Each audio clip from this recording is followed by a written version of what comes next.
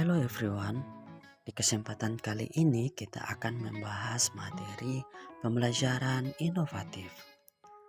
Nah, langsung masuk pada materi. Yang pertama ada komunikasi. Kata komunikasi berasal dari kata Latin cum, yaitu kata depan yang berarti dengan, bersama dengan, dan unus yaitu kata bilangan yang berarti satu. Evert M. Rogers mengemukakan pendapatnya, yaitu komunikasi adalah suatu proses di mana suatu ide dialihkan dari sumber kepada suatu penerimaan atau lebih dengan maksud untuk mengubah tingkah laku mereka. Unsur pembangun komunikasi. Yang pertama ada sumber.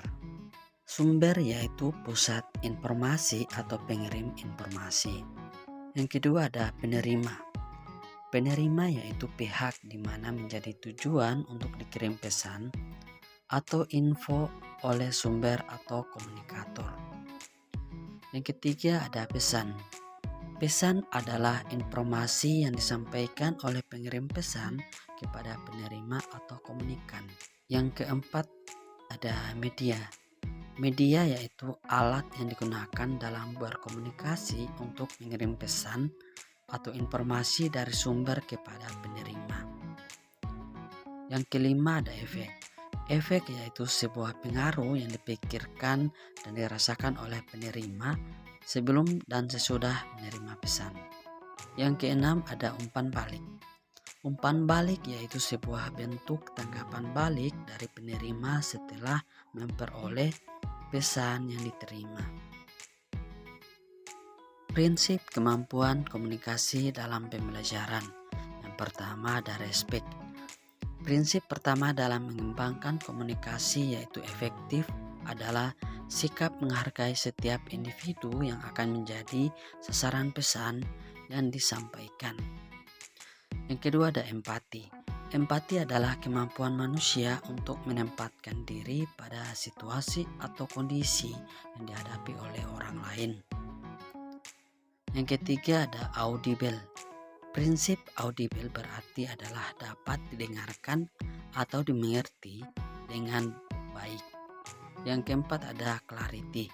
Nah, prinsip clarity adalah kejelasan dari isi pesan supaya tidak menimbulkan multi interpretasi atau berbagai macam penafsiran. Oke, materi berikutnya ada kolaborasi. Nah, apa yang dimaksud dengan kolaborasi? Secara etimologi, kolaborasi berasal dari kata ko dan labor yang mengandung makna sebagai penyatuan tenaga atau peningkatan kemampuan yang dimanfaatkan untuk mencapai tujuan yang telah ditetapkan atau yang telah disepakati bersama. Kemudian secara sederhana ya, kolaborasi dapat diartikan sebagai suatu bentuk kerjasama yang dilandasi oleh saling percaya, saling menghargai, saling menerima, saling peduli, dan saling menguatkan untuk mencapai tujuan yang telah ditentukan. Selanjutnya ada terkait dengan manfaat kemampuan kolaborasi. Nah, apa sih manfaat dari kemampuan kolaborasi? Yang pertama ada memupuk rasa kebersamaan dan peduli antar siswa, sehingga masing-masing orang merasa bertanggung jawab atas kelompoknya. Kemudian kedua meningkatkan pengetahuan anggota kelompok karena interaksi dalam kelompok merupakan faktor yang paling berpengaruh terhadap penguasaan konsep.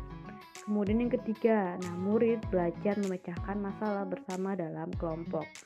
Kemudian yang keempat, meningkatkan keberanian untuk berpendapat dan menyampaikan ide. Yang kelima, kolaborasi bermanfaat untuk memupuk rasa tanggung jawab siswa dalam mencapai suatu tujuan bersama. Kemudian kemampuan kolaborasi siswa. Jadi ada beberapa kemampuan yang harus dikembangkan oleh setiap murid dalam kemampuan kolaborasi. Yang pertama ada menerangkan, yaitu memberikan penjelasan, pendapat, dan kesimpulan pada anggota kelompok yang lain. Kemudian yang kedua ada bertanya, yaitu mengajukan pertanyaan-pertanyaan untuk memperoleh informasi dan jawaban yang ingin diketahui. Kemudian yang ketiga ada mengkritik, yaitu mengajukan sanggahan dan mempertanyakan alasan dari pendapat, pernyataan, jawaban yang diajukan. Kemudian yang keempat ada penengah, yaitu meredakan konflik dan mencoba meminimalkan ketegangan yang terjadi antara anggota kelompok. Kemudian yang kelima mengarahkan, yaitu menyusun rencana yang akan dilaksanakan dan mengajukan alternatif pemecahan masalah yang dihadapi. Kemudian yang keenam mencatat, yaitu membuat catatan tentang segala sesuatu yang terjadi dan yang diperoleh oleh kelompok. Kemudian yang terakhir yaitu merangkum, yaitu membuat kesimpulan dari hasil diskusi atau penjelasan yang diberikan. Selanjutnya materi berikutnya ada pemecahan masalah atau problem solving. Nah, apa sih yang dimaksud dengan pemecahan masalah? Jadi menurut Murray, Olivier dan Human pada tahun 1998, problem solving atau pemecahan masalah itu merupakan salah satu dasar teoritis dari berbagai strategi pembelajaran yang menjadikan masalah atau problem sebagai isu utamanya. Untuk lebih jelasnya, problem solving itu adalah langkah untuk menyelesaikan suatu masalah dengan menggunakan pengetahuan yang dimiliki untuk mendapatkan kesimpulan dari penyelesaian tersebut. Kemudian selanjutnya ada prosedur pemecahan masalah. Nah, langkah yang pertama yaitu menyajikan permasalahan. Langkah berikutnya setelah disajikan, kemudian mengidentifikasi permasalahan. Setelah diidentifikasi, kemudian cari alternatif penyelesaian masalah. Kemudian menilai setiap alternatif penyelesaian masalah. Langkah terakhirnya itu menarik kesimpulan. Materi selanjutnya ada pengambilan keputusan. Pengertian pengambilan keputusan. Secara umum, pengertian pengambilan keputusan telah dikemukakan oleh banyak ahli, diantaranya adalah menurut G.R. Terry, mengemukakan bahwa pengambilan keputusan adalah sebagai pemilihan yang didasarkan kriteria tertentu atas dua atau lebih alternatif yang mungkin.